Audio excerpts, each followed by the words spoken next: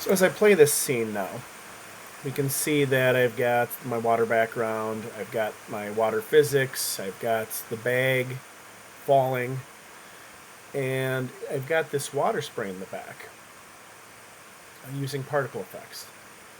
And one of the things you'll note is that at around frame 200, it stops.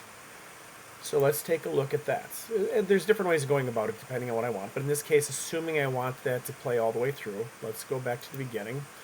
Let's make sure I select those items, and we'll go to our Particles tab. And there we go. I can see right here that I have the end frame at 200. Well, this scene is 700 long now, so let's just go ahead and change that. And let's replay the scene, and we'll see what we get. And now we can see, as we approach frame 200 and beyond, the particle effects continue.